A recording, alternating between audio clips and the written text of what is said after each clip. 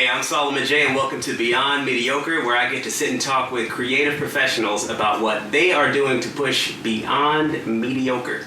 Before we get into it, please hit the subscribe button to show support for shows like these, and or the notification bell to stay updated on new episodes, so on and so forth. Now, I have with me here today a good friend of mine, vocalist and supremo guitarist, Erik Winger. Well, I got to start right off the bat and saying I thought the show was called Mediocre, and that's why I came. So if it's Beyond Mediocre, see you guys. No. And Modesto. Anyways, good to see you, man. Good to see you too, it's been man. a long time. Yes, haven't seen him in years. Yeah. It's been years. Things have happened. Things have happened for both of us. Things, yes, but there's still love in the room, love So in the much house, and we're here to spread some love for y'all. It's like some tangible musical love. You could cut a piece of There's the love. love. And I met your beautiful, lovely wife, Sarah. She's fantastic. She's amazing. fantastic. She's a really cool girl. Yeah. I'm glad you noticed the beauty. You're living a life in full. You were a man, as Tom Wolfe would say, you were a man in full. So, first off, yeah. How did you get into music? Honestly, I don't know. Wow, that's a good question. So I grew up in a completely non-musical family. My grandmother sang in the church choir, and she. But my dad was a pilot, and he was just a music fan. Being a pilot had nothing to do with it. I just threw that out there. But I grew up in a household where like the Beatles, the Stones, Led Zeppelin, Skinner, Kiss, Van Halen, like this was the soundtrack to my youth. And really, like my dad would put these headphones on, and he went a little Walkman, and he'd walk around the house. He'd be painting or doing whatever, and singing at the top of his lungs to whatever, you know. That's good dadding. But I think what really struck a nerve with me is I remember seeing the cover of Kiss's Dynasty, their 1979 album, and it just had the four faces, and thinking like, this is like terrifying and scary and cool and subversive all at the same time. And to a young kid, it just, it checked all the boxes of, I want whatever this is. I don't think I quite grasped it yet, but I want to do that.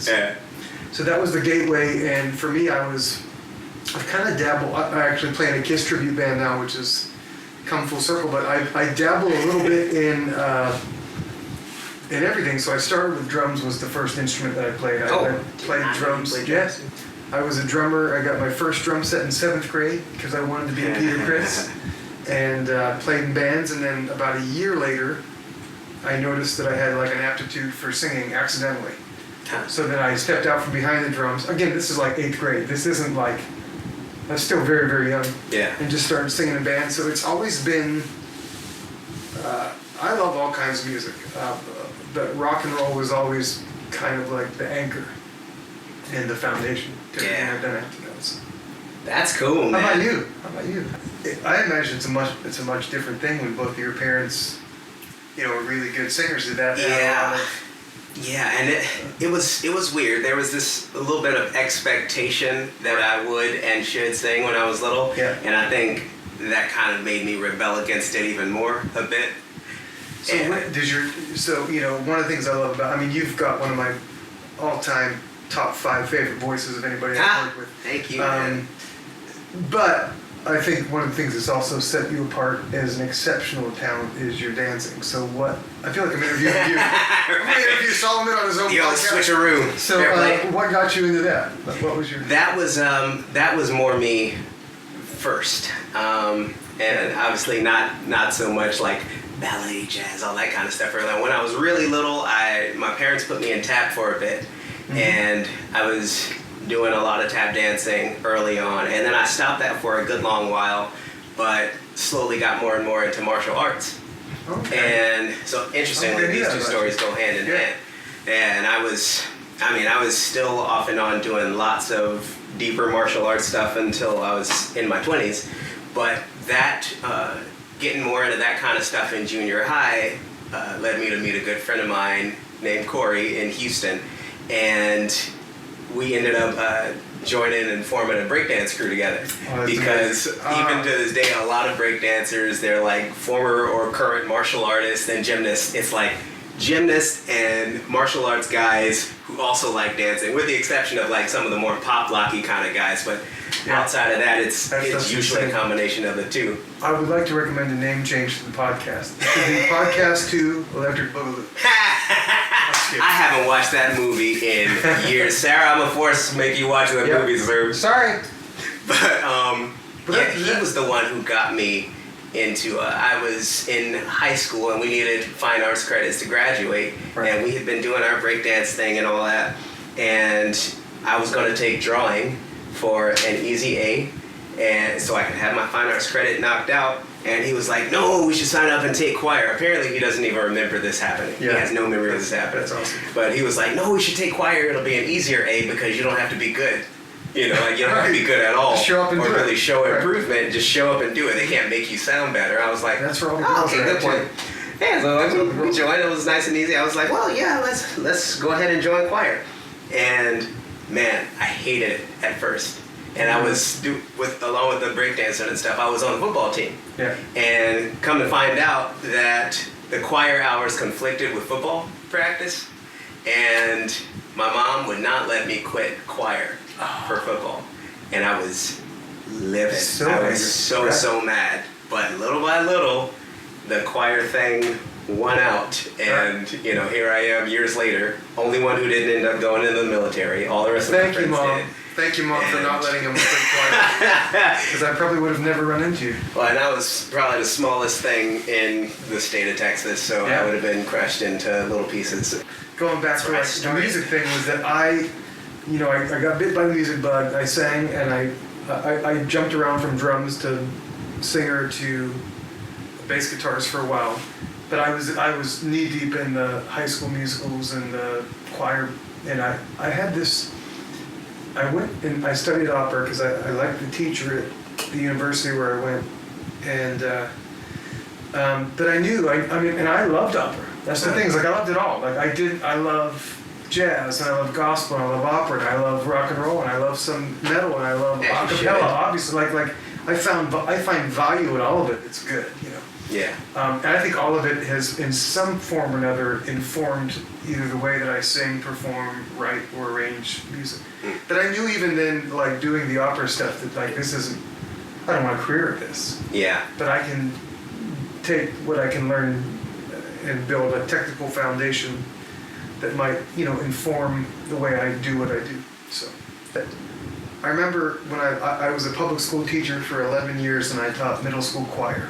And you came and sang at my very last concert that I ever did. Yeah. And that was the last one, May 2013. And then I jumped back into full-time music. Flies. But yeah, I've known you for about 10 years now. Yeah. But I remember at the time, I was married at the time, and my ex-wife was she was a great stilt walker. And when I left teaching, it was just like all the pieces fell into place for me to walk out of a full-time teaching job into a full-time self-employed music job, but making more money than I ever did teaching immediately. And it was a God thing, for sure. But it was also like, I remember she looked at me and she's like, it's so easy for you. I'm like, honey, it wasn't easy for me. I've been performing in this town for 17 years. Yeah. And just now, aside from the days when I was at Disney, and that was a safe place because that was a full-time job, but I've taught for 11 years. Like now I'm able to be self-employed because I planted the seeds, and I'm reaping the harvest of relationships that I've built. Because really, success in this industry, in this town, it's the cliche find the right people, opportunity, meeting, preparation, and it's who you know. It's who you know. Yeah. And there are there are a lot of people with way more talent than I possess on anything that I do. But if you show up to be and you're an easy guy to work with, and you've got the right amount of talent, you've got the right attitude, you don't have to be the best at anything. You just have to be good. Yeah. And you have to be a critic, and work ethic is huge. Long way. Yeah. Think about it in terms of that. It is the creative music business. Right. The more you can find those ways to meet it in the middle, it benefits you. And then instead of it just seeming totally like the Wild West, is this thing that's building. You're building a foundation, and that foundation sometimes is no more than your name or your character or your work ethic. So, okay, shifting gears. More towards the present time. How have you stayed creative, stayed productive in the midst of the struggle to get yourself to do anything more than put clothes on? You get up in the morning? Well, I think if I'm completely truthful, I just kind of let 2020 happen to me without too much resistance on my part. And by that I mean, okay, we're shutting everything down? Okay. What am I going to do? You know, and I had just gotten off of a couple extensive travel gigs, so it was actually nice to be forced to just stop. Yeah. It was nice to be forced to stop. And then I realized, well, man, now my bills are piling up. And I applied for unemployment insurance, I applied for some grants, and I was fine, but then I realized that I just miss playing music for people. I did a few of those Zoom shows, public stuff, private stuff, and then behind the scenes, as soon as there was an inkling of people wanting to test the waters, I remember the first real public gig I did was for a timeshare with a power rock trio that I played in on the 4th of July, which was only, that's 3 months into this thing, 4 months into this thing, and it was and the price was way lower than I would have normally accepted it, but I jumped on it.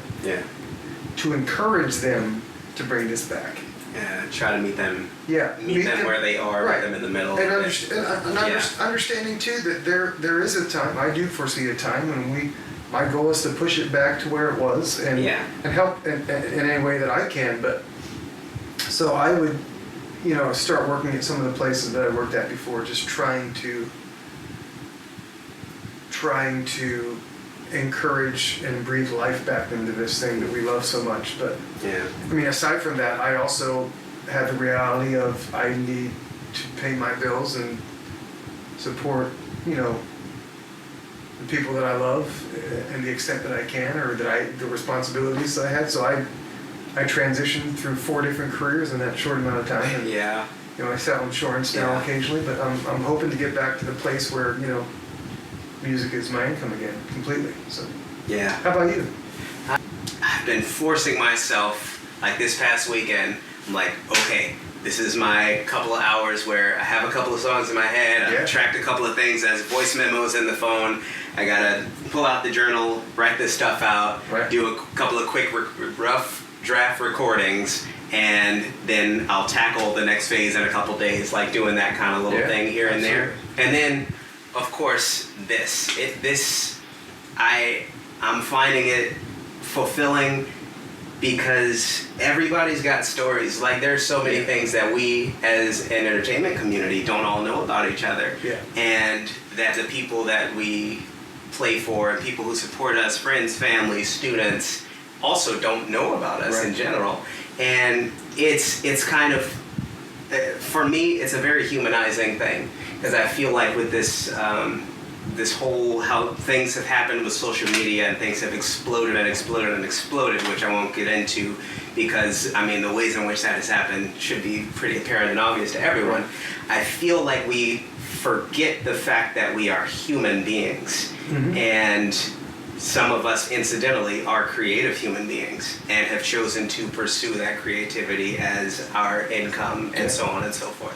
And it's important for people to remember that, people are never just a noun pluralized in a book somewhere. They're actual flesh and blood beings. It's not easy to, and two, with this year, I think the thing that, if you can look at just everything that's happened, and not to get dark, but like depression rates this past year and the suicide rates. And I was telling you, Saul and I were talking that my sister lost her battle to addiction a year ago this month at 36 years old.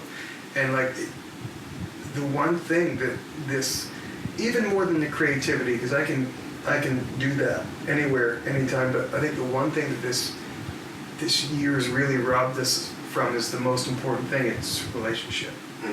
And I think probably subconsciously, whether you realize it or not, I think one of the things that's probably really meaningful to you is that you get to be with your people, and like you get to be and have those conversations for the past 12 months that we haven't been able to have. Yeah. You know, so that for me is, because I locked in hard with I locked in hard with my girlfriend, and for months we were really the only physical contact that we had with each other, you know. Yeah.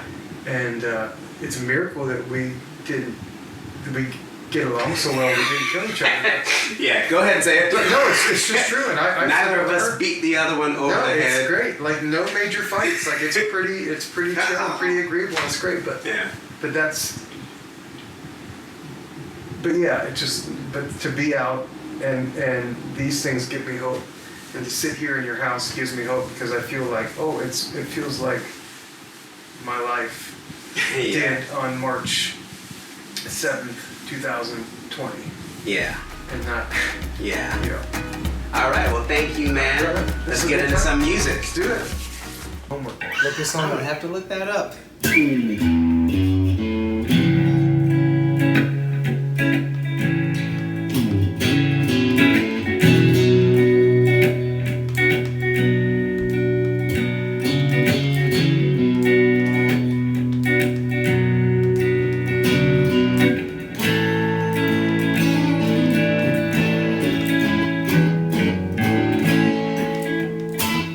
I used to spend my nights out in the barroom.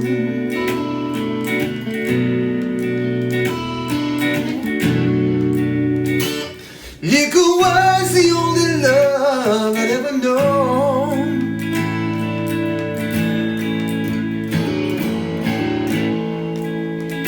But you rescued me from reaching the bottom, brought me back from being too far gone.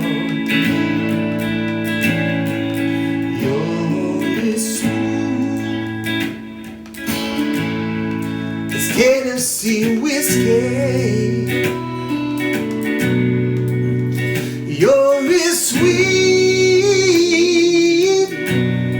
strawberry wine. You're as warm as a glass of brandy. Honey, I stay stoned for your love all the time. Come on, song. I look for love in all the same old places.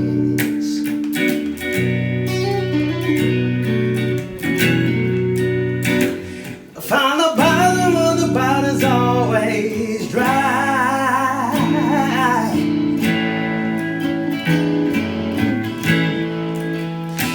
When you show your love, I didn't waste it. 'Cause there's nothing like your love to get me high. You're as smooth as Tennessee whiskey. You're as sweet as strawberry wine. You're as warm as a glass of brandy. Honey, I stay strong on your love all the time.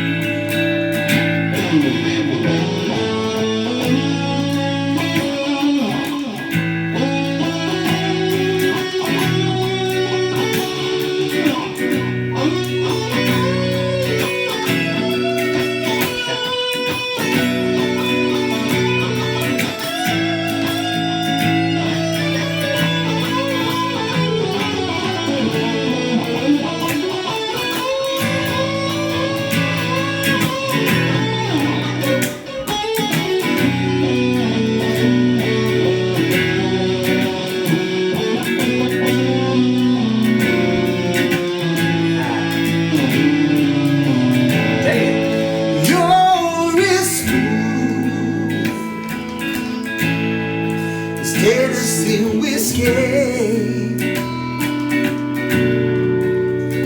You're as sweet, strawberry wine. Talk about you, so. Oh, you're as warm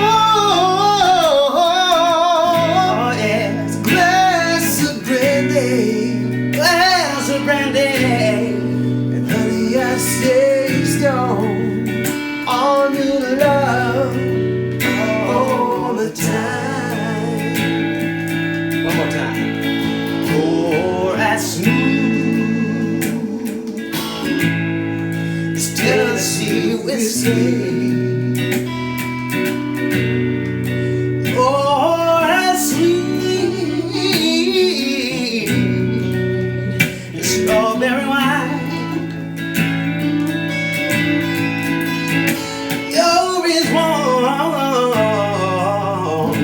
oh, as a glass of brandy. Oh, that I stay stoned on your love all the time.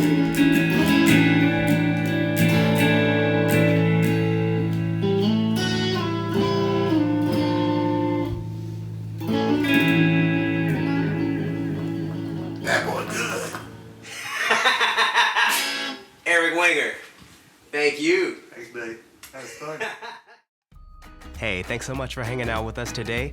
If you want to hear more stories like these, please hit subscribe to stay in the loop and click the notification bell to stay updated on new episodes.